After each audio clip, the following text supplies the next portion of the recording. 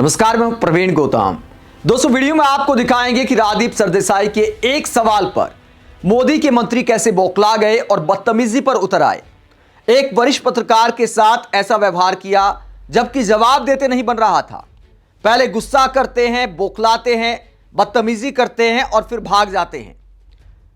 मोदी सरकार में मंत्री ललन सिंह ने राजदीप सरदेसाई के साथ जैसा व्यवहार किया वो अपने आप में मोदी सरकार के मंत्रियों की, एनडीए के नेताओं की हिपोक्रेसी को एक्सपोज करता है। माना कि देश के टीवी एंकर ज्यादातर सवाल नहीं करते, लेकिन राजदीप सरदेसाई उन एकाध चेहरों में से एक हैं जो बीजेपी सरकार से सवाल करना जानते हैं, इसीलिए कई बार बीजेपी नेताओं को चुभते हैं। मोदी सरकार में मंत्री ललन सिंह को भी इतना चुभे कि बदतमीजी पर उतर आए। एक सवाल ही तो किया था, हिपोक्रेसी को एक्सपोज ही तो किया था, और सिर्फ ललन सिंह को एक्सपोज नहीं किया, पीएम मोदी को भी एक्सपोज कर दिया राजदीप सरदेसाई के एक सवाल ने, जिसके बाद मंत्री जी बौखला जाते हैं और भाग जाते हैं। पूरी कहानी आपको बताते हैं। पीएम मोदी के साथ रोड शो में जो साथ में खड़े थे ललन सिंह जेडीयू के नेता हैं, नीतीश कुमार के बाद दूसरी पंक्ति के नेताओं में वरिष्ठ माने जाते हैं, और कई लोग तो ये भी दावा करते हैं कि बीजेपी ने पूरा जादू कर दिया है इन पर, बीजेपी की भाषा बोलने लगे हैं। अमित शाह की तरह इनका भी एक बयान सामने आया था।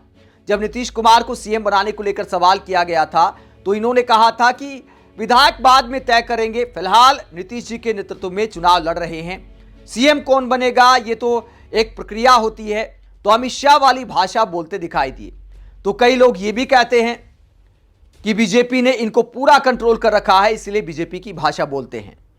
लेकिन ललन सिंह के कुछ बयानों ने बिहार चुनाव में कोहराम मचा दिया है, पीएम मोदी और जदयू की राजनीति को एक्सपोज कर दिया है, हिपोक्रेसी को एक्सपोज कर दिया है। एक तरफ देश के प्रधानमंत्री चुनावी रैलियों में आरजेडी कांग्रेस पर बंदूक के दम पर चुनाव जीतने का आरोप लगाते हैं, दूसरी तरफ ललन सिंह अनंत सिंह के प्रचार में पहुंचते हैं जिन्हें हत्या के आरोप में गिरफ्तार किया गया है।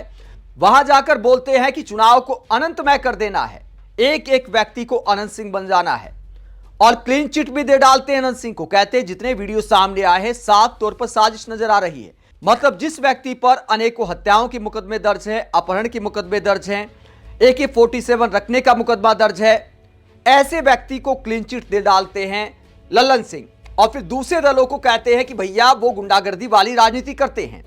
फिर इनका एक और बयान सामने आता है जिसमें वो कहते हैं, कैमरे पर कहते पकड़े जाते हैं, अगर AI वीडियो नहीं है तो चुनाव आयोग को इस पर एक्शन लेना चाहिए। ऐसे नेताओं की जगह बिल्कुल सलाखों के पीछे बनती है, क्योंकि सरेआम कहा जा रहा है अगर ये वीडियो सच्चा है, जिसे विपक्षी नेता सच्चा बता रहे हैं।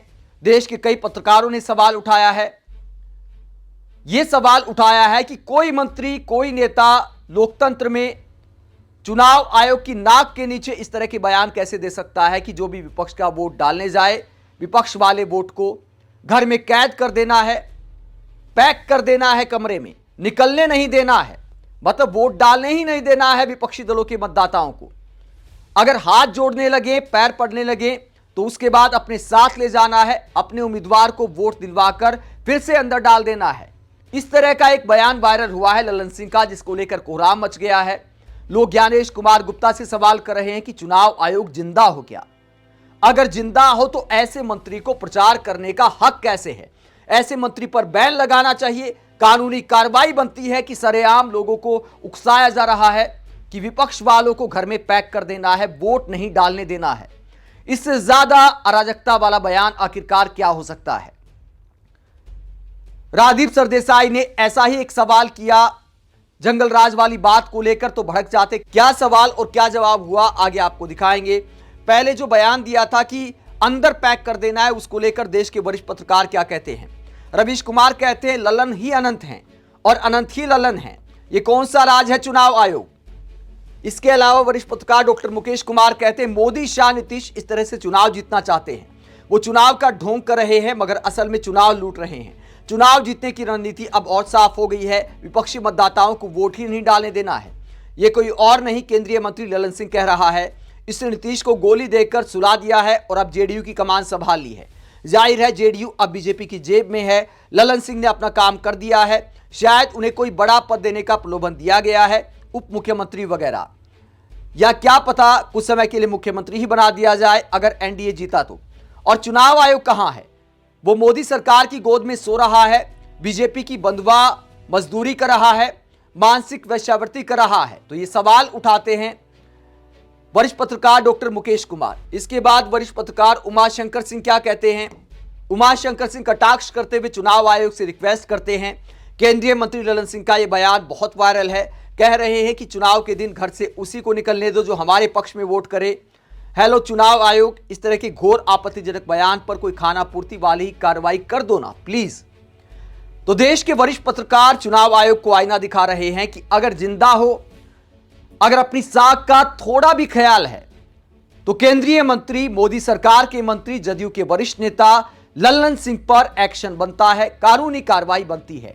सिर्फ नोटिस देने से काम नहीं चल सकता, क्योंकि तमाम राज्यों में चुनाव हुए, आपने कभी इतना खतरनाक बयान नहीं देखा होगा कि विपक्ष वालों को निकलने ही नहीं देना है, पैक कर देना है, हाथ पैर जोड़े तो अपना वोट डलवा के लाना है। इस बयान को लेकर अब तक चुनाव आयोग की तरफ से कोई जवाब सामने नहीं आया है। सोशल मीडिया पर विपक्षी नेता, देश के वरिष्ठ पत्रकार इस वीडियो को दिखाते हुए चुनाव आयोग से सवाल कर रहे हैं, लेकिन सवाल ना चुनाव आयोग को पसंद है, ना ललन सिंह को पसंद है, ना पीएम मोदी को पसंद है। जब राजदीप सरदेसाई ने जंगल राज को लेकर एक्सपोज किया, सवाल पूछा, तो हालत खराब हो गई ललन सिंह की। और किस तरह बदतमीजी की राजदीप सरदेसाई के साथ। पहले सवाल क्या पूछा जाता वो आपको बताते हैं। एक तरफ आप जंगल राज की बात करते हैं, दूसरी तरफ आपके कैंडिडेट को जेल जाना पड़ता है। क्या इससे जदयू की छवि को नुकसान नहीं पहुंचा है? सीधा सा सवाल राजदीप सरदेसाई का था। ललन सिंह क्या कहते हैं? जेल जाना अलग बात है, जेल जाना अलग चीज है। अनंत सिंह जी ने कानून का सम्मान किया है और नीतीश कुमार जी की सरकार में जो कानून का राज है उसका सम्मान किया है। बताइए, एक व्यक्ति को, एनडीए उम्मीदवार को हत्या के आरोप में गिरफ्तार किया गया है और ये भाई साहब कहते हैं, मंत्री जी कहते हैं मोदी सरकार के कि सम्मान किया है कानून का। मानो कोई जनता का मुद्दा उठाकर आंदोलन करके, धरना प्रदर्शन करके जेल गए हैं कि कानून का सम्मान है, स्वतंत्रता सेनानी टाइप हैं, क्रांतिकारी आदमी हैं, समाज के लिए बहुत बड़ा योगदान है। जिस व्यक्ति पर कई हत्या के मुकदमे दर्ज हैं, अपहरण के मुकदमे दर्ज हैं, अवैध हथियार रखने के मुकदमे दर्ज हैं, उसका इस तरह महिमा मंडन किया जा रहा है कि देखिए कानून का सम्मान किया है। पहले सवाल पर ही जवाब नहीं बनता है कायदे का, तो दूसरा सवाल आग में घी का काम करता है और फिर मोदी जी के मंत्री अपने गुस्से को कंट्रोल नहीं कर पाते और भाग जाते हैं। क्या कहते हैं राजदीप सरदेसाई? फिर पलट के सवाल करते हैं, आपने ऐसे कैंडिडेट को टिकट ही क्यों दिया जिस पर इतने मर्डर के आरोप हैं, कितने मुकदमे हैं उनके खिलाफ? तो इस सवाल को लेकर भड़क जाते हैं मोदी सरकार के मंत्री। जवाब देने की बजाय दूसरे दलों के आपराधिक प्रवृत्ति के नेताओं को गिनाने लगते हैं और क्या कहते हैं, छोड़िए ना, आप किस किस को बताइएगा? रीतलाल यादव नहीं दिखता क्या आपको? मतलब रीतलाल यादव दानापुर से कैंडिडेट हैं आरजेडी के, तो उनका उदाहरण देते हैं। आपका माइंडसेट कुछ दूसरा है, आपके नैरेटिव दूसरे हैं, आप अपने नैरेटिव को मेरे मुंह में मत डालिए। तो एजेंडा चलाने का आरोप लगा देते हैं एक तरह से राजदीप सरदेसाई पे कि आपका नैरेटिव दूसरा है, मेरे मुंह में मत डालिए। मतलब सवाल पूछा गया था अनंत सिंह के आपराधिक कारनामों को लेकर, लेकिन मंत्री जी दूसरे कैंडिडेट का उदाहरण देने लगते हैं। राजदीप सरदेसाई ने सीधा सा ही तो सवाल किया था कि आप लोग देश के प्रधानमंत्री, मंत्री, बीजेपी, जदयू सबके नेता जंगल राज की बात करते हैं, यहां पर जिस व्यक्ति पर इतने मुकदमे दर्ज हैं आपकी पार्टी ने टिकट क्यों दिया? सीधा सा सवाल था। मंत्री जी भड़क जाते हैं, नैरेटिव चलाने का आरोप लगाते हैं। बताइए इसमें क्या नैरेटिव चला दिया राजदीप सरदेसाई ने? उसके बाद भाग जाते हैं। उसके बाद क्या कहते हैं? आगे भड़कते हुए कहते हैं, आपको बता रहे हैं कि जाकर पूछिए रीतलाल यादव पर कितने मुकदमे हैं। क्या स्वतंत्रता सेनानी है जिसको तेजस्वी यादव ने दानापुर से टिकट दिया है, वो स्वतंत्रता सेनानी है? आपको लग सकता है क्योंकि मुझे पता है कि आपका नैरेटिव अलग है। तो राजदीप सरदेसाई पर नैरेटिव चलाने का आरोप लगाते हैं। फिर राजदीप कहते हैं, आप अनंत सिंह के बारे में बताइए ना। मतलब रीतलाल यादव का उदाहरण देने लगते हैं, तो मुद्दे पर लाने की कोशिश करते हैं राजदीप सरदेसाई और कहते हैं कि आप अनंत सिंह के बारे में बताइए। ललन सिंह गुस्सा हो जाते हैं, भाग जाते हैं और कहते हैं, आपको जो प्रचार करना है करिए, धन्यवाद। तो जवाब देना नहीं बनता है तो भड़क जाते हैं, गुस्से में लाल गाड़ी को आगे बढ़ाने का आदेश दे देते हैं। उसके बाद गाड़ी आगे बढ़ जाती है, लेकिन सवाल वहीं का वहीं रह जाता है। जो सवाल सोशल मीडिया पर तैर रहा है, देश की मेन स्ट्रीम मीडिया में एकाध चेहरा है जो सवाल करने की हिम्मत रखता है, लेकिन क्या इस पर टीवी डिबेट हो पाएगी? क्या इसे लेकर देश के प्रधानमंत्री से कोई भी सवाल करने की हिम्मत किसी टीवी एंकर में है? अगर लल्लन सिंह के बयानों को लेकर टीवी पर डिबेट नहीं होती है तो शर्मनाक है। ऐसा होगा नहीं, उम्मीद बहुत कम है कि कोई टीवी चैनल इस बयान पर डिबेट करने की हिम्मत दिखा सके कि लल्लन सिंह ने यह बोला है कि सामने वाले मतदाताओं को वोट नहीं डालने देना है।